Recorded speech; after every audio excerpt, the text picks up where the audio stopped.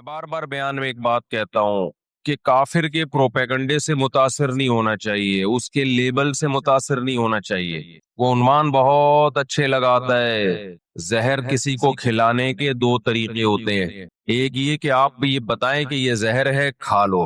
دنیا میں کوئی بھی بے وقوف وہ زہر نہیں کھائے گا۔ ایک طریقہ یہ ہوتا ہے کہ اس کو آپ شوگر کوٹڈ کرو، لڈو میں بند کر کے دے دو آپ، تو وہ لڈو سمجھ کے کھا جائے گا اور شروع میں اس کو مزہ بھی بہت آئے گا، تو آدھا پونے گھنٹے کے بعد جا کے پتا چلے گا کہ میرے ساتھ ہوا کیا ہے۔ اللہ تعالیٰ ہمیشہ سے یہ چاہتے ہیں کہ میں انسانوں کو انسانوں کی غلامی سے نکالوں اور کس کی غلامی میں لے کر آؤں؟ خدا کی غلامی میں، اللہ کی غلامی میں۔ اس کے لیے اس نے پیغمبروں کو بھیجا، لہذا خوب اچھی طرح سمجھ لو، آزاد زندگی صرف اسی کی ہوگی جو پیغمبروں کو فالو کرے گا، اس کے علاوہ کسی کی زندگی بھی آزاد نہیں ہے۔ آج جو دنیا میں سیاسی حالات ہیں، دنیا برائی کو اچھائی کہہ رہی ہے اور اچھائی کو برائی کہہ رہی ہے۔ غزہ کی پٹی میں چند لاکھ لوگ رہتے ہیں اور وہ حملہ کرتے ہیں اسرائیل پر، اور جواب میں اسرائیل غزہ پہ حملہ کرتا ہے۔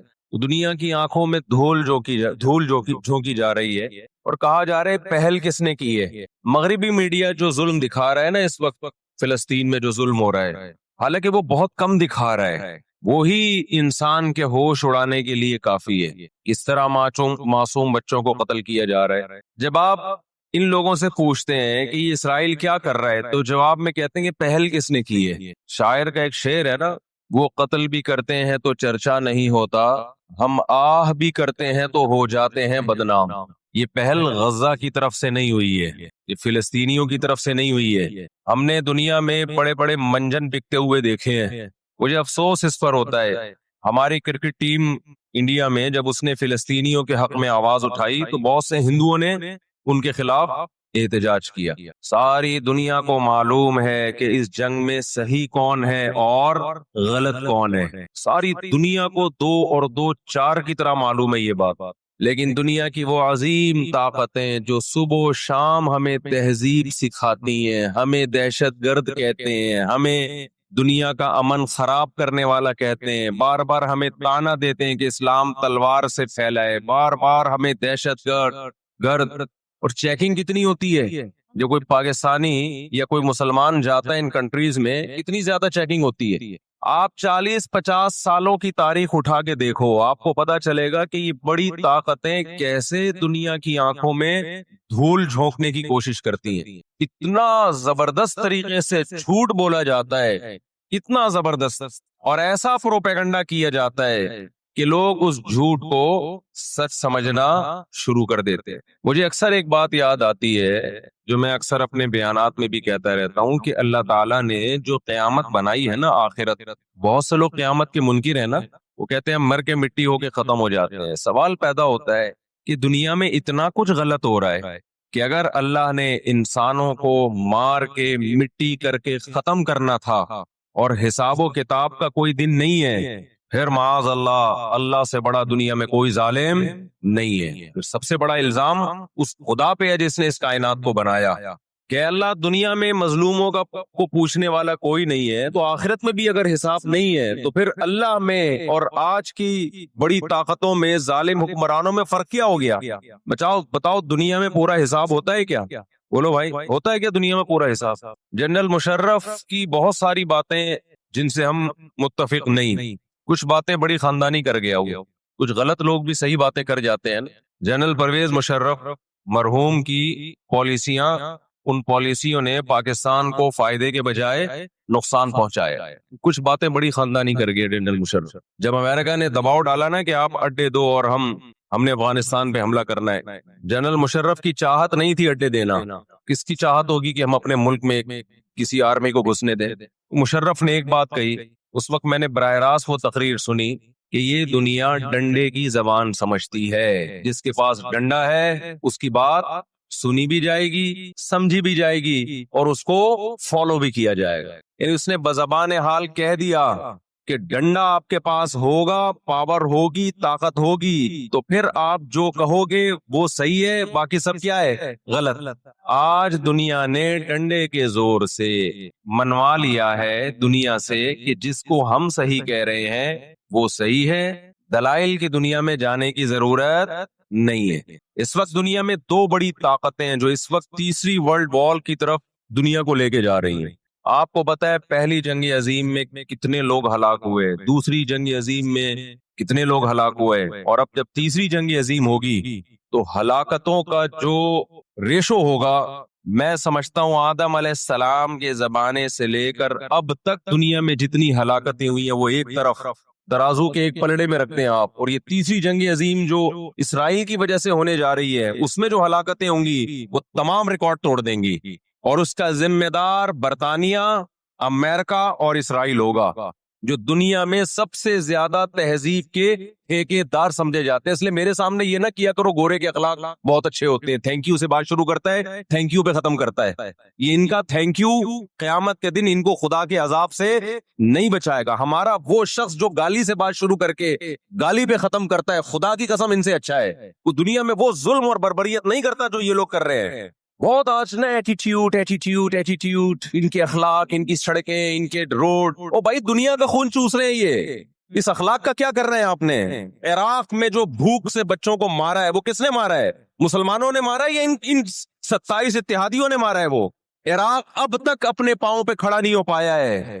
اس تباہی کا جو سینکڑوں بچے یونائٹڈ نیشن کی رپورٹ کے مطابق عراق میں بھوک سے مرے ہیں، ان کا ذمہ دار سعودی عرب ہے، پاکستان ہے، یا وہ 27 اتحادی ممالک ہیں جو سارے غیر مسلم کنٹریز ہیں جنہوں نے 27 ملکوں نے مل کے عراق پہ حملہ کیا تھا اور جھوٹا الزام لگایا کہ ان کے پاس کیمیکل ہتھیار ہے۔ اب بھی دنیا کو اگر ہوش نہیں آتا اور کفر کی حقیقت سمجھ میں نہیں آتی ہے، ہمارے لبرل اور سیکولر طبقے کو جو صبح و شام ان کے گن گاتے ہیں، تو پھر آپ کو اس کا اللہ کے سامنے حساب دینا پڑے گا۔ آج کے جو اخلاق ہیں نا دنیا میں، ان کی کیا ویلیو ہے؟ باپ پر 1 روپیہ خرچ نہیں کرنا، ماں کے لیے، ابا کے لیے اولڈ ہاؤس، اور اماں کے لیے کیا ہے؟ بولتے کیوں نہیں بھائی؟ اولڈ ہاؤس ہے۔ کبھی لڑتے نہیں ابا سے، کبھی لڑتے نہیں اماں سے۔ اس سے اچھا وہ بچہ ہے جو کبھی کبھار ابا سے لڑ بھی لیتا ہے، اماں سے لڑ بھی لیتا ہے، لیکن اسے پتا ہے کہ میں نے آخری دم تک ان بوڑھے ماں باپ کو اپنے سے جدا نہیں کرنا۔ وہ لڑکے توبہ استغفار کر لیتا ہے، وہ زیادہ بہتر ہے۔ دیکھنے میں یہ بدتمیز لگے گا آپ کو، خدا کی نظر میں اس کا مقام اس سے زیادہ ہے جو تمیزدار ہے۔ اس تمیز کا کرنا کیا ہے آپ نے؟ کہاں گئی وہ عالمی طاقتیں؟ کہاں گئے وہ تہذیب کے ٹھیکیدار جو ہمیں تہذیب سکھاتے ہیں؟ ساری دنیا ایک بات جانتی ہے کہ 18ویں 20ویں صدی سے پہلے مکمل فلسطین یہ کس کے پاس تھا؟ بولو بھائی، یہ عربوں کے پاس تھا، مسلمانوں کے پاس تھا، ایک عرب کنٹری تھا۔ کون سے لا اور کون سے قانون کے تحت اس کو یہودیوں کے حوالے کیا گیا؟ زیادہ لمبی بحث نہ کیا کریں، ماضی کی طرف جاؤ۔ کون سے قانون کے تحت اس میں یہودیوں کو لا کے زبردستی بسایا گیا ہے؟ آج بہت سے لبرل لوگ، سیکولر لوگ، یا وہ مذہبی لوگ جو اصل میں ان کے دماغ میں سافٹ ویئر سیکولرزم ہی کے انسٹال ہوئے ہیں، انہوں نے لبادہ مذہب کا اوڑا ہوا ہے، آج وہ بھی چھپے لفظوں میں اسرائیل کی حمایت کر رہے ہوتے ہیں کہ جی زمینیں تو فلسطینیوں نے بیچی تھی یہودیوں کو۔ آپ اگر اپنے ملک میں کسی کو زمین خریدنے دیتے ہو تو کیا اس کا یہ مطلب ہوتا ہے کہ کل وہ آپ کا باپ بن جائے؟ دنیا میں کہیں کسی کنٹری میں یہ لا ہے کیا؟ آپ نے اجازت دی اپنے پڑوس میں آ کے کسی شخص کو رہنے کی، کل اس نے آپ کے مکان پہ بھی قبضہ کر لیا، کل اس نے اپنی ریاست کا اعلان کر دیا۔ دنیا میں کہیں بھی اس بات کو تسلیم کیا جائے گا؟ دنیا میں 2 بڑی جنگیں ہو چکی ہیں، ان دونوں بڑی جنگوں میں کہیں بھی کسی مسلمان کا نام بولو نہیں آئے گا، کہیں بھی نہیں آئے گا کہ یہ کسی فلاں مسلم کی وجہ سے ہوئی ہے یہ جنگ۔ اور اب تیسری جنگ عظیم کی طرح، اور یہ جنگ ہوگی، یہ ذہن میں رکھیں، کیونکہ فلسطینی کسی قیمت پہ بھی یہودیوں کا تسلط فلسطین میں برداشت نہیں کریں گے۔ They fight to die. وہ لڑ کس کے لیے رہے بھائی؟ بولو موت کے لیے۔ جو موت کے لیے لڑتا ہے اس کو تو زمین چاہیے ہی نہیں، اس کو اپنا فرض ادا کرنا ہے۔ بھائی نہیں ہو سکتا، یہ نہیں ہو سکتا۔ اگر آپ فلسطینیوں کو دبانے کی کوشش کرو گے کہ جنگ کے زور سے ہم ان کو دبا کے ان پہ تسلط قائم کر لیں، تو 60-70 سال سے زیادہ عرصہ ہو گیا جنگ کے ذریعے ان پہ کنٹرول کرنے کی، اب تک کنٹرول یہ 60 سال کا عرصہ بہت ہوتا ہے، اور اس میں آپ یہ نہ دیکھیں کہ چند یہودی تھے، چند ہزار یا چند لاکھ، اس کے پیچھے بہت بڑی طاقت جس کو امریکہ کہا جاتا ہے، اس طاقت کا بھرپور استعمال، اس کی مکمل سپورٹ کے بغیر کے باوجود بھی اب تک فلسطین پر مکمل کنٹرول نہیں ہوا ہے۔ انہیں کیا مل رہا ہے ان فلسطینیوں کو بھائی؟ آج وہ اسرائیل کے سامنے ہتھیار ڈال دیں، اسرائیل ان کو نیشنلٹی بھی دے گا، اسرائیل وہ لگژری لائف ان کو دے گا جو جس کا میں اور آپ تصور بھی نہیں کر سکتے، وہ لگژری لائف دے گا ان کو، لیکن وہ کسی قیمت پہ بھی آمادہ نہیں ہو۔ تو افسوس ہمیں اس پر ہوتا ہے کہ جب ہم نیٹ پہ دیکھتے ہیں نا انڈیا ساتھ دے رہا ہے اسرائیل کا، اوپر سے کچھ بیان داغ دیتے ہیں تھوڑے سے فلسطینیوں کے حق میں تاکہ لوگوں کی تھوڑی سی ہمدردی ہمیں ملے، پس پردہ مکمل کس کو سپورٹ کر رہا ہے؟ اسرائیل کو۔ امریکن نیوز چینل بھی اوپر سے بیان دے دیتے ہیں فلسطین میں ظلم ہو رہا ہے، ہم نے اس کو روکنا ہے، مکمل سپورٹ کس کو کر رہا ہے؟ امریکہ، اسرائیل۔ اور برطانیہ تو ہے ہی اس فساد کی بنیاد رکھنے والا، رپورٹیں تو بی بی سی بھی پیش کر رہا ہے فلسطینیوں کے حق میں، لیکن جو ریاست بی بی سی کی مالک ہے وہ سپورٹ کس کو کر رہی ہے؟ اسرائیل۔ دیکھو ہم نہ یہودی کے خلاف ہیں، نہ عیسائیوں کے خلاف ہیں، نہ ہندوؤں کے خلاف ہیں، نہ سکھوں کے خلاف ہیں۔ ہندو، سکھ، عیسائی اور یہودی، ان کے بارے میں ہمارے پاس قرآن کی واضح تعلیمات ہے، لا اکراہ فی الدین قد تبین الرشد من الغی، دین میں کوئی زبردستی نہیں ہے، کسی شخص کو مذہب کی تبدیلی پر مجبور نہیں کیا جائے گا، کیونکہ اللہ نے سیدھا راستہ اور غلط راستہ 2 اور 2 4 کی طرح بیان کر دیا ہے، جس کا دل چاہے سیدھے راستے پہ چلے، جس کا دل چاہے برے راستے پہ چلے۔ قرآن نے یہ بھی واضح کر دیا کہ آپ کسی پر زبردستی نہیں کر سکتے، تلوار کی زور سے کسی کو اسلام میں داخل نہیں کر سکتے۔ اے اللہ ہم نے ان غیر مسلموں سے سلوک کیسا کرنا ہے یہ بھی قرآن نے بیان کر دیا، لا ینہاکم اللہ عن الذین لم یقاتلوکم فی الدین ولم یخرجوکم من دیارکم ان تبروہم، 28واں پارہ۔ جو بھی غیر مسلم ہے، چاہے وہ یہودی ہو، چاہے وہ عیسائی ہو، چاہے وہ ہندو ہو، سکھ ہو، بدھسٹ ہو، اللہ فرماتے ہیں اللہ تمہیں ان سے اچھے سلوک سے منع نہیں کر رہا، بلکہ اچھے سلوک کا اللہ تمہیں حکم دے رہا ہے۔ ہمارے نبی صلی اللہ علیہ وسلم جب کوئی یہودی بیمار ہوتا اس کی بھی عیادت کے لیے اسی طرح جایا کرتے تھے جیسے کسی مسلمان کی عیادت کے لیے جاتے۔ ہمارے نبی کی زوجہ ایک یہودی خاندان سے تھی، وہ اپنے یہودی خاندان کو ہدیے دیا کرتی تھی، ہمارے نبی صلی اللہ علیہ وسلم نے اس عمل سے انہیں منع نہیں کیا۔ اور آج بھی بہت سارے یہودی اسرائیل کے مسئلے میں فلسطینیوں کے ساتھ ہیں، ان کے حق میں مظاہرے کر رہے ہیں۔ ہماری دشمنی یہودیوں سے نہیں ہے، عیسائیوں سے نہیں ہے، ہماری دشمنی ان یہودیوں سے ہے جو اسرائیل کو سپورٹ کر رہے ہیں۔ آپ اگر قرآن اٹھا کے دیکھیں، اللہ تعالیٰ نے اپنے محبوب ترین پیغمبر موسیٰ کلیم اللہ وقربناہ نجیہ، جن کے بارے میں قرآن کہتا ہے وہ پیغمبر جن کو کوہ طور پہ بلا کے میں ان سے سرگوشیاں کیا کرتا تھا، اس پیغمبر کو اللہ نے اس قوم کی طرف بھیجا۔ کس قدر ٹینشن دی یہودیوں نے موسیٰ علیہ السلام کو، کیسے معجزے اپنی آنکھوں سے دیکھ رہے ہیں، درجنوں مرتبہ لاٹھی کو سانپ بنتے ہوئے دیکھا، سمندر کو اپنے سامنے 2 ٹکڑے ہوتے ہوئے اس قوم نے دیکھا جو آج اسرائیل پہ قبضہ، فلسطینیوں پہ ظلم کر رہی ہے۔ آج یہودی کیا کہتے ہیں کہ بیت المقدس ہمارا ہے، ہمارے پیغمبر موسیٰ علیہ السلام، ابراہیم علیہ السلام، یعقوب علیہ السلام، اسحاق علیہ السلام، یہ تو سارے ہمارے پیغمبر ہیں، یہ سارے ہمارے پیغمبر ہیں، تو یہ ہمارا قبلہ ہے۔ یہ قرآن کیا کہتا ہے؟ آپ سورہ بنی اسرائیل اٹھائیں، وَقَضَيْنَا إِلَىٰ بَنِي إِسْرَائِيلَ فِي الْكِتَابِ لَتُفْسِدُنَّ فِي الْأَرْضِ مَرَّتَيْنِ وَلَتَعْلُنَّ عُلُوًّا كَبِيرًا فَإِذَا جَاءَ وَعْدُ أُولَاهُمَا بَعَثْنَا عَلَيْكُمْ عِبَادًا لَنَا أُولِي بَأْسٍ شَدِيدٍ فَجَاسُوا خِلَالَ الدِّيَارِ وَكَانَ وَعْدًا مَسْئُولًا ثُمَّ رَدَدْنَا لَكُمُ الْكَرَّةَ عَلَيْهِمْ وَأَمْدَدْنَاكُمْ بِأَمْوَالٍ وَبَنِينَ وَجَعَلْنَاكُمْ أَكْثَرَ نَفِيرًا إِنْ أَحْسَنْتُمْ لِأَنفُسِكُمْ وَإِنْ أَسَأْتُمْ فَلَهَا فَإِذَا جَاءَ وَعْدُ الْآخِرَةِ لِيَسُوءُوا وُجُوهَكُمْ وَلِيَدْخُلُوا الْمَسْجِدَ كَمَا دَخَلُوهُ أَوَّلَ مَرَّةٍ وَلِيُتَبِّرُوا مَا عَلَوْا تَتْبِيرًا۔ اللہ کہتے ہیں ہم نے تمہیں 2 چانس دیے بیت المقدس میں، 2 چانس، 2 دفعہ ہم نے تمہیں بیت المقدس پہ غلبہ عطا کیا، لیکن جب تم نے بدعمالی کی، تم اپنی تاریخ اٹھا کے دیکھو، دو دفعہ تمہاری بیت المقدس میں دھنائی ہوئی ہے، 2 دفعہ تمہاری پٹائی ہوئی ہے بیت المقدس میں، اور وہ تمہاری بدعمالیوں کی وجہ سے ہوئی ہے۔ تو یہودیوں کے ہاتھ سے جو بیت المقدس نکلا ہے وہ ہماری وجہ سے نہیں نکلا، وہ کس کی وجہ سے نکلا ہے؟ ان کی اپنی ناشکریاں اور اپنی بدعمالیوں کی وجہ سے نکلا ہے۔ اللہ نے پھر عیسائیوں کو غلبہ عطا کیا بیت المقدس پہ۔ دنیا میں 3 مسجدیں ایسی ہیں جو اللہ کی نظر میں بہت مقدس ہیں، اور ان پر حکومت کرنے کا حق، کنٹرول کرنے کا حق اسی کو ہے جو اللہ کے دین برحق کو ماننے والے ہیں۔ یہ اسلام کی روشنی میں ایک مسجد حرام، ایک مسجد نبوی اور تیسری مسجد اقصی، یہ اسلام کی روشنی میں اور دنیا کے قوانین کی روشنی میں بھی دیکھا جائے۔ ہو سکتا ہے یہودی کہ میں اسلام کو نہیں مانتا، امریکہ کہے میں اسلام کو نہیں مانتا، آپ نہ مانے اسلام کو، لیکن آپ ریاستوں کے حقوق کے تو قائل ہیں نا۔ 18ویں 19ویں صدی کے آخر میں دنیا میں جن جن ممالک کی لکیریں کھنچ چکی تھیں، پوری دنیا کا معاہدہ ہے، پوری دنیا کے ایگریمنٹ ہے کہ جس ریاست کو ہم نے تسلیم کر لیا ہم اس کے خلاف مسلح لڑائی بولو نا نہیں لڑ سکتے۔ مجھے ایک بات بتاؤ، آج اگر برطانیہ اٹھ کے پاکستان پہ حملہ کرتا ہے، دنیا کس کو برا بھلا کہے گی؟ بولو نا کیا ہو گیا؟ برطانیہ کو کہے گی نا۔ اگر وہ کہے کہ میں یہاں پہلے حکومت کر کے گیا ہوں، یہودی کہتے ہیں نا ہم نے بیت المقدس پہ حکومت کی ہے لہذا ہمارا حق ہے، بھائی حکومت تو برٹش نے بھی کی ہے پورے بر صغیر پر، لیکن آج کیا برطانیہ کو اجازت دی جائے گی کہ چونکہ آپ پہلے ہندوستان پہ حکومت کر کے گئے ہیں لہذا آپ دوبارہ بھی اٹیک کر سکتے ہیں؟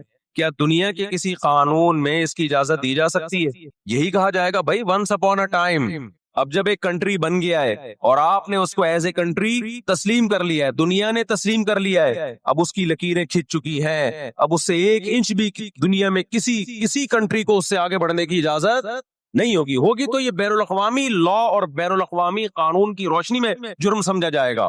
فلسطین اور بیت المقدس اسلام کی روشنی میں بھی مسلمانوں کا ہے اور بین الاقوامی قوانین کی روشنی میں بھی کس کا ہے؟ مسلمانوں کا ہے۔ وہ تو 2 وجوہات ہیں، تو آپ بتاؤ اتنی بڑی وجہ کے ہوتے ہوئے کیا فلسطینی وہ مسجد چھوڑ سکتے ہیں کیا؟ آج ہماری مسجد پہ کوئی شخص آئے، کوئی دوسرے مولوی صاحب آ جائیں کہ میں مسجد پہ قبضہ کرنا چاہتا ہوں، کیا کمیٹیاں قبضہ کرنے دیتی ہیں؟ بولو بھائی کیا ہو گیا؟ نہیں دیتی، حالانکہ وہ بھی مولانا صاحب ہی ہیں، لیکن پھر بھی کوئی قبضہ کر لے انسان برداشت کر لیتا ہے، چلو جی ایک مولانا کو نکالا تو دوسرا بھی کون آیا ہے؟ کوئی مسلمان ہی آیا ہے۔ لیکن ایک مسجد ہے، کوئی ہندو آ کے کہتا ہے کہ یہ مسجد میرے حوالے کر دو، جبکہ اس مسجد کے کاغذات بھی آپ کے پاس ہیں، مسجد آپ کے لیے رجسٹرڈ ہے اور ایز اے مسجد رجسٹرڈ ہے، تو کیا آپ کسی غیر مسلم کے حوالے کر دو گے مسجد؟ اس کا مطالبہ کرنا اللیگل بھی ہوگا، اور اسلام کی روشنی میں ہمارے لیے اس کے حوالے اپنی مسجد کو کرنا یہ بہت بڑا جرم ہوگا، خدا کے سامنے جواب دیں ہوں گے ہم۔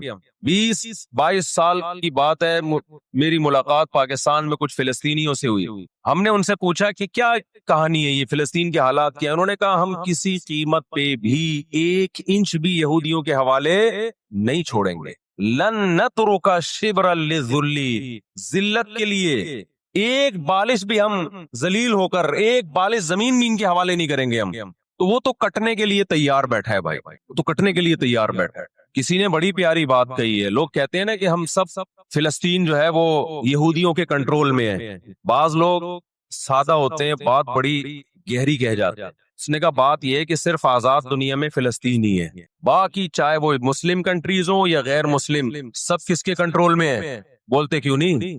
یہودی کے کنٹرول۔ آزاد تو صرف فلسطینی ہی ہے، وہ کنٹرول میں نہیں آیا ابھی، اگر وہ کنٹرول میں آیا ہوتا تو یہ جنگ نہ ہو رہی ہوتی ہے۔ کنٹرول میں تو ہم اور آپ ہیں میرے بھائی، اور آپ ان کے کنٹرول میں۔ 1 ارب سے زیادہ مسلمان ہیں، 1 ارب سے زیادہ، اور یہودی کتنا ہے؟ 1 کروڑ بھی میرا خیال ہے نہیں ہوگا، لیکن یہ 1 ارب سے زیادہ مسلمان کس کے کنٹرول میں ہیں؟ اور میں آپ کی اطلاع کے لیے عرض کروں، اس وقت اسرائیل امریکہ کا غلام نہیں ہے، خوب سمجھ لیں، امریکہ کی گچی کس نے پکڑی ہوئی ہے؟ اسرائیل نے پکڑی ہوئی ہے۔ اسرائیل انڈیا کا غلام نہیں ہے، انڈیا کی گچی پکڑی ہوئی ہے کس نے؟ گچی سمجھتے ہو؟ گچی یہاں سے پکڑ کے نا بندہ ہل نہ سکے، چھوٹا سا ملک ہے، سازشوں کی وجہ سے، طاقت کی وجہ سے نہیں، مکاریوں اور سازشوں کی وجہ سے دنیا کو کنٹرول میں کیا ہوا ہے۔ سازشیں کسے کہتے ہیں؟ ایک بہت طاقتور آدمی جو آپ کے کنٹرول میں نہ ہو، آپ اس کے کسی راز سے مطلع ہو جائے، اسے کسی برائی میں ڈالیں اور خفیہ ویڈیو بنا لیں آپ اور بولیں جو میں کہہ رہا ہوں کرتا رہے ورنہ یہ ویڈیو لیک کر دوں گا. وہ انتہائی پاورفل آدمی بھی کنٹرول میں کس کے آ جائے گا؟ ایک انتہائی کمزور آدمی کے کنٹرول میں. ابن انشا ایک مزاحیہ گزرا ہے, اس نے اپنی کتاب میں لکھا کہ دائرے کی قسمیں ہوتا ہے نا, بچے جیومیٹری سیکھ رہے ہوتے ہیں, تو اس نے ان قسموں میں بتایا کہ ایک دائرہ اسلام کا دائرہ بھی ہے, اور اس میں کارٹون بنایا ہوا تھا ایک مولانا صاحب بیچ میں جو ڈنڈے سے لوگوں کو نکال رہے ہیں, اور بتایا کہ پہلے اس میں لوگوں کو داخل کیا جاتا تھا, آج کل اس سے لوگوں کو نکالا جا رہا ہے, یعنی یہ دائرہ اسلام سے خارج, یہ دائرہ اسلام سے خارج. بیان میں بیچ بیچ میں جو چیزیں یاد آتی ہیں تو میں جمعہ اور اتوار کے بیان میں کوشش کرتا ہوں ان کو بھی چلاؤں, کیونکہ واعظ و نصیحت کی مجلس ہے, جو چیز بھی آ جائے پارسل کر دینی چاہیے, جو بھی خیر کی بات, چاہے وہ موضوع سے ہٹ کے بھی کیوں نہ ہو, اس سے کوئی فرق نہیں پڑتا. یہ جو میں مسلمان کا لفظ استعمال کرتا ہوں, بہت سے لوگوں کو اس پہ بھی اعتراض ہے کہ مسلم ہوتا ہے, مسلمان تو نہیں ہوتا. قرآن و سنت میں ہمیں جو لفظ ملتا ہے وہ کیا ملتا ہے؟ مسلم. تو خوب سمجھ لیں, الفاظ کے بکھیڑوں میں پڑھنے کی ضرورت نہیں ہے. مسلم مسلمان, اردو میں مسلمان مسلم ہی کو کہتے ہیں. شاید یہ اس طرح سے وجود میں آیا ہے کہ فارسی میں مسلم مسلمان, جیسے طالب سے طالبان, جمع کا صیغہ جو ہے نا, طالب ایک طالب علم کو کہتے ہیں, طالبان بہت سارے طالب, تشنگان علم کہتے ہیں نا, جمع کا صیغہ ہے یہ فارسی میں. تو اردو میں فارسی بہت ہے, تو مسلم سے شاید مسلمان ہوگا, بہت سے مسلم یعنی مسلمز کو کہا جاتا ہوگا, تو پھر بن گیا مسلمان. اس میں کوئی کچھ ٹینشن لینے کا نہیں ہے. جیسے لفظ اللہ کو خدا کہہ دینے سے کوئی ٹینشن کی بات نہیں ہے, کوئی اتنے بڑا مسئلہ نہیں ہے. اللہ کو اللہ بھی کہہ سکتے ہیں, خدا بھی کہہ سکتے ہیں, فارسی میں خدا, گاڈ بھی کہہ سکتے ہیں انگلش میں. عمل میں مسلمان بالکل زیرو ہوتا جا رہا ہے, الفاظوں کے بکھیڑوں میں پڑا ہوا ہے. تو بار بار میں بات کہتا ہوں, فرقہ واریت ناموں کو دیکھ کے کہا جاتا ہے مختلف فرقے, ناموں کو ختم کرو, تو ناموں کو ختم کرنے میں ایک نیا فرقہ بنا لیتے ہیں. تو کسی بھی کوئی بھی چیز کی پہچان کچھ بھی بن جاتی ہے. لوگ اپنی آسانی کے لیے نا, زبان جو ہے نا, زبان لینگویج جسے کہتے ہیں ہم, یہ بالکل نیچرل وے میں وجود میں آتی ہے. اس میں آپ اگر کاٹ چھانٹ شروع کر دیں گے تو بہت بڑی مشکل ہو جائے گی. لوگ جب جس چیز کو جو نام دے دیں تو مان لینا چاہیے اس کو. اب یہ جو میں بار بار بتاتا ہوں, یہ میرا ٹاپک نہیں ہے, 2 منٹ میں بس اس کو سمیٹ کے آگے چلتے ہیں, کہ یہ جو دیوبندی, بریلوی, اہل حدیث اور فلانا ڈمکانا, حنفی, شافی, یہ لوگوں کے دیے ہوئے نام ہیں. یہ غیر مسلم کے مقابلے میں نہیں ہے, یہ مسلمانوں کے آپس کے مقابلے میں ہے. اب جب ایک چیز ہوگی تو اس کو نام تو دیا جائے گا نا. مسلم کے مقابلے میں چاہے دیوبندی ہو, بریلوی ہو, شیعہ ہو, اہل حدیث ہو, جو بھی ہو, غیر مسلم کے مقابلے میں ہم سب کیا ہیں؟ مسلم ہیں. لیکن جب مسلمانوں میں مختلف مکتبہ فکر وجود میں آ گئے تو وہ ایک دوسرے سے فرق کیسے کریں گے؟ مسلم غیر مسلم سے کریں گے. اگر مسلم غیر مسلم سے کریں گے اس کا مطلب آپ دوسرے کو غیر مسلم مان رہے ہو. تو جب مختلف مکاتب فکر وجود میں آ گئے تو ان کا ایک دوسرے سے فرق کرنے کے لیے اسلام کے علاوہ کوئی اور نام دینا پڑے گا. ایک آسان سی مثال دے دیتا ہوں. ہندوستان میں فرقے نہیں تھے تو کچھ لوگ تیجا 40واں کرتے تھے, کچھ تیجا 40واں نہیں کرتے تھے.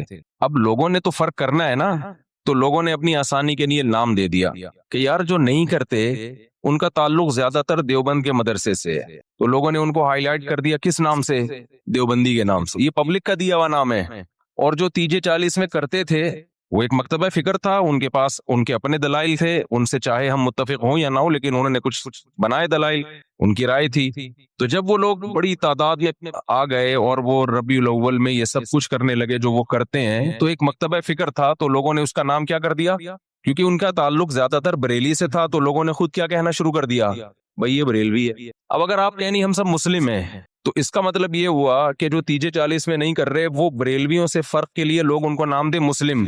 اس کا مطلب خود بخود مان لیا کہ جو تیجے کر رہے ہیں وہ غیر مسلم ہیں. اس سے فرقہ واریت کم ہوگی یا بڑھے گی؟ وہ کہے گا یار ہمیں تم نے غیر مسلم بنا دیا. تو مسلمانوں کے آپس میں جب ڈیفرنس ہوگا نا تو اس میں فرق کے لیے یہی نام دیے جائیں گے. اب جو لوگ کہتے ہیں میں نہ دیوبندی, نہ بریلوی, نہ اہل حدیث, نہ فلانا, نہ ڈمکانا, تو ہم ان سے کہتے ہیں پھر آپ کا نظریہ کیا ہے, آپ کی سوچ کیا ہے؟ تو جو آپ کی سوچ ہے تو وہ سوچ کے لوگ تو پہلے سے پائے جاتے ہیں, تو وہی تو ہو گیا. نام آپ نے وہ نہیں رکھا لیکن وہ سوچ آپ کی پائی جاتی ہے. اور جب آپ اپنے آپ کو کہیں گے مسلم مسلم مسلم, تو غیر مسلم سے فرق کے لیے تو مسلم کہا جائے گا, لیکن آپس میں فرق کے لیے اگر مسلم کہہ رہے ہیں اٹ مینس دوسرا کیا ہے, آپ اس کو غیر مسلم مان رہے ہیں. اور آسان کر دیتا ہوں, پھر یہ چلتا ہوں آگے. یہ بہت زیادہ فرقے آج کل یہ لفظ بہت زیادہ چلایا جا رہا ہے. اس کے نام پہ فرقے کم نہیں ہو رہے, بنائے جا رہے ہیں. فیکٹریاں لگا دی ہیں فرقے بنانے کی. اب بہت سے لوگ کہتے ہیں ہمارا کوئی فرقہ نہیں ہے, حالانکہ اسلام میں سب سے پہلے دو بڑے فرقے وجود میں آئے ہیں، یہ تو بعد کے ہیں نا، کسی نے بریلویت کا نام دے دیا، نام بعد میں آئے ہیں، جو سوچ تھی وہ تو بہتوں کی ہمیشہ سے رہی ہے، جو نظریے تھے سب سے پہلے جو وجود میں آئے، جو آج تک قائم ہے، ان کی بات کر رہا ہوں، وہ شیعہ اور سنی وجود میں آئے ہیں۔ شیعہ حضرات کا جو بیسک دعویٰ ہے پنج تن پاک، اہل بیت کو اور حضرت علی کو، دیگر اصحاب رسول پہ فضیلت دینا، ان کے اپنے اصول ہیں، وہ ان اصولوں پر عمل پیرا ہیں۔ وہ دو نمازیں ہمیشہ اکٹھی پڑھتے ہیں، وہ تین طلاق کو ایک بھی نہیں مانتے، کچھ ایک مانتے ہیں، کچھ ایک بھی نہیں مانتے۔ حضرت عمر رضی اللہ تعالیٰ عنہ کے فیصلوں کو بالکل لفٹ نہیں کراتے، تبھی وہ متع کو بھی جائز سمجھتے ہیں۔ ان میں بڑے فرق تھے ان کے اندر اور سنیوں کے اندر۔ ان کا عقیدہ بھئی 11 امام ہیں، 12 امام ہیں، وہ امام کو بھی بہت زیادہ امام کو درجہ دیتے ہیں وہ۔ تو جو یہ عقیدوں کے حامل نہیں تھے، جن کا یہ عقیدہ تھا نہیں بھائی قرآن حدیث اور صحابہ خلفائے راشدین کو بھی ویلیو دینی ہے، تمام صحابہ کو ماننا ہے، ہر نماز اپنے ٹائم پہ پڑھنی ہے۔ سفر میں تو اختلاف ہے اہل سنت والجماعت میں آپس میں، لیکن جب حضر میں ہوں گے تو ہر نماز اپنے ٹائم پہ ہوگی۔ متع حلال نہیں ہے، 3 طلاقیں 3 ہوتی ہیں۔ تو جن کا یہ کانسیپٹ تھا ان کو کیا کہا جانے لگا؟ اہل سنت والجماعت۔ حالانکہ آپ کہتے نہیں جی ہم فرقوں میں نہیں پڑھیں گے، یہ مسلم ہیں، اس کا مطلب آپ نے ان کو کیا مان لیا؟ غیر مسلم۔ اگلا قبول کر لیتا اس نعرے کو، وہ کہتا ہے بھائی ہم وہ تو کہہ رہے ہم تو مسلم ہیں، وہ تھوڑی آپ اس کو 100 دفعہ غیر مسلم کہیں، اگلا ایکسپٹ کرنے کے لیے تیار نہیں ہے۔ تو علماء نے کیا کیا بھائی ٹینشن سے بچنے کے لیے کہ بھائی 2 مکاتب فکر ہیں، ایک کو اہل سنت والجماعت کہا جاتا ہے اور ایک کو شیعہ کہا جاتا ہے۔ پھر اہل سنت والجماعت کو شارٹ فارم میں سنی کہا جانے لگا۔ میں نے کہا نا زبان جو ہے وہ پرواہ نہیں کرتی ہے، زبان آٹومیٹیکلی وجود میں آتی ہے، لوگ جس چیز میں آسانی دیکھتے ہیں اس کو خود وضع کرتے ہیں۔ جو زبان کے الفاظ ہیں ان کو وضع کسی ادارے میں نہیں کیا جاتا، وہ آٹومیٹیکلی لوگوں کی زبان پہ۔ ابھی آج کے نا پروگرام تو بڑھ گیا چل رہا ہے نا مارکیٹ میں، اب یہ کسی نے بیٹھ کے بنایا ہے، اب ہر جگہ یہ وڑ گیا کا لفظ، اب اصل وڑ گیا کہ جو بھی مطلب ہو، اصل وڑ گیا۔ مجھے کل کسی نے کہا یہ وڑ گیا بہت برا لفظ ہے، اس کا تو یہ مطلب ہے، اس کا تو وہ مطلب ہے، یہ وڑ گیا کا لفظ۔ میں نے کہا جو بھی مطلب ہے ابھی یہ نہیں ہے، ابھی وہ مطلب ہے جو مارکیٹ میں چل رہا ہے۔ وڑ گیا کا مطلب بیڑا غرق ہو گیا پروگرام کا۔ اچھا چھالیاں بھی آ گئی، میم سے بہت آ رہی ہیں، پروگرام تو وڑ گیا۔ میں شہد لینے گیا تو میں چٹان کے اوپر چڑھا ہوا تھا نا، بہت وہ ہائٹ پہ، ایک یعنی 1000 فٹ بلندی پہ شہد کے لیے میں بلوچستان کے پہاڑ پہ چڑھا۔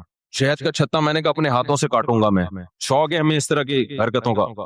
اب بہت اوپر ہم چڑھ گئے، پھسلنے کا خطرہ تھا، دھڑام سے نیچے آتا، تو جب چھتا کاٹ رہا تھا میں نے کہا ایسا نہ ہو کہ پروگرام تو وڑ نہ جائے، کہیں پاؤں پھسلے اور پروگرام لوگ کہیں پروگرام تو وڑ گیا، کیونکہ ویڈیو بھی بن رہی تھی۔ تو اب آپ لوگوں کو سمجھاؤ نہیں وڑ گیا، ایکچولی بہت اس کے برے معنی ہیں اور فلانا ہے۔ او بھائی کسی کا ذہن اس برے معنی کی طرف نہیں جا رہا۔ تو زبان بالکل نیچرل وے میں وجود میں آتی ہے اور اس کو جیسی ہے ویسے ہی رہنے دینا چاہیے، اس کو چینج نہیں کیا جا سکتا۔ تو اب بالکل ایسا ہی ہے کہ جو اہل سنت والجماعت تھے، شارٹ میں لوگوں نے ان کو کیا کہنا شروع کر دیا؟ سنی۔ اب آپ یہ کہیں میرا کوئی فرقہ نہیں ہے، میں کسی فرقوں کو نہیں مانتا، میں صرف مسلمان ہوں، تو لوگ آپ سے پوچھیں گے کہ بھائی آپ شیعہ ہو یا سنی ہو؟ وہ کہ میں شیعہ سنی کو نہیں مانتا، میں مسلم ہوں، میں کیا ہوں؟ خالص مسلم۔ تو اگلا پوچھے گا نا کہ آپ کے عقیدے کیا ہیں؟ آپ حضرت علی کو دیگر صحابہ پہ فضیلت دیتے ہو، آپ متع کو جائز سمجھتے ہو؟ وہ کہ نہیں۔ اسے کہا جائے آپ ہر وقت 2 نمازیں اکٹھے کرنے کے قائل ہو، ظہر ہمیشہ جیسے شیعہ لوگ پڑھتے ہیں؟ وہ کہے گا نہیں۔ تو اسی کو تو سنی کہا جاتا ہے جو یہ کام نہیں کرتے۔ آپ سب صحابہ کو مانتے ہو؟ ہاں جی مانتا ہوں۔ تو یہی تو سنی ہے، انہی کو تو سنی کہتے ہیں۔ کہ نہیں میں سنی نہیں، میں مسلم ہوں۔ تو بھائی جو عقیدے آپ کے ہیں ان شارٹ اس کو سنی کہا جاتا ہے، تو اس میں کیا تکلف ہے منہ سے پھوٹ دو کہ میں سنی ہوں؟ مان رہے ہو انہی عقیدوں کو، تو اسی کے تو لوگوں نے آسانی کے لیے ان شارٹ کیا کہنا شروع کر دیا؟ سنی کہنا شروع کر دیا۔ اب آپ اس لیے نہیں کہہ رہے اپنے آپ کو سنی کہ میں فرقے کی چھاپ نہیں لگانا چاہتا۔ بھائی چھاپ لگانا چاہو یا نہیں چاہو، پبلک جو ان عقیدوں کا حامل ہوتا ہے پبلک اس کو سنی ہی سمجھتی ہے۔ تو آپ بول دو میں سنی ہوں، کچھ نہیں ہوتا اس سے، کوئی قیامت نہیں آ جائے گی۔ ایسے موقع پہ بلا وجہ نہیں چیختے پھرو کہ میں سنی ہوں، میں فلانا ہوں، میں ڈمکانا ہوں، میں یوں ہوں۔ جب ضرورت پڑے تو کہا جا رہا ہے نا، بلا وجہ تھوڑی ہائی لائٹ کیا جا رہا ہے۔ اور آسان مثال بر صغیر میں جب احمد رضا خان بریلوی آئے اور انہوں نے وہ بہت زیادہ اس کا پرچار کیا، خاص جو ان کے مخصوص عقائد تھے وہ صحیح تھے غلط تھے، اس کی بحث میں تو میں جا ہی نہیں رہا۔ اس کے بعد ایک خاص مکتبہ فکر وجود میں آیا کہ بھائی ربیع الاول کو عید کا دن کہنا ہے اور تیجا کرنا ہے، 40واں کرنا ہے، جو بھی کر رہے ہیں وہ ایکٹیویٹیز. اب کیا ہوا کہ جب یہ ایکٹیویٹیز بڑھی ہیں تو لوگوں نے کہا یہ والے جو لوگ ہیں نا، کچھ لوگ یہ چیزوں کو مانتے ہیں اور کچھ لوگ ان چیزوں کو بولو نہیں مانتے. تو لوگوں نے جو نہیں مانتے تھے ان کو دیوبندی کہنا شروع کر دیا. جیسے ہم لوگ نہیں مانتے، ہمارے اکابر بھی نہیں مانتے تھے. تو لوگوں نے کہا کہ یار یہ جو مکتبہ فکر ہے نا، ان کا تعلق زیادہ تانے بانے ان کے دیوبند مدرسے سے جا کے ملتے ہیں. تو چاہے اب تانے بانے دیوبند